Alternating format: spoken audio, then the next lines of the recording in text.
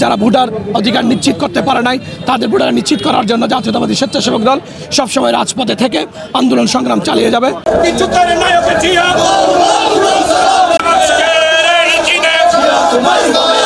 বাংলাদেশের সকল জায়গায় আমাদের জাতীয়বাদী স্বেচ্ছাসেবক দলের কর্মীরা স্বতঃস্ফূর্তভাবে তারা প্রতিষ্ঠাবার্ষিকী পালন করতে পেরেছে এবং আগামীকাল আমাদের কক্সবাজারের 14টি পৌরসভা উপজেলায় প্রতিষ্ঠাবার্ষিকী পালন করা হবে।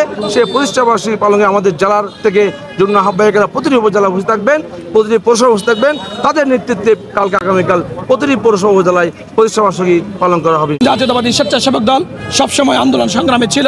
যতদিন পর্যন্ত নির্বাচন হবে না ততদিন পর্যন্ত জাতীয়তাবাদী স্বেচ্ছাসেবক দল রাজপথে আন্দোলন করে বাংলাদেশের গণমানুষের অধিকার আদায়ের, যারা ভোটার অধিকার নিশ্চিত করতে পারে নাই তাদের ভোটার নিশ্চিত করার জন্য জাতীয়তাবাদী স্বেচ্ছাসেবক দল সবসময় রাজপথে থেকে আন্দোলন সংগ্রাম চালিয়ে যাবে।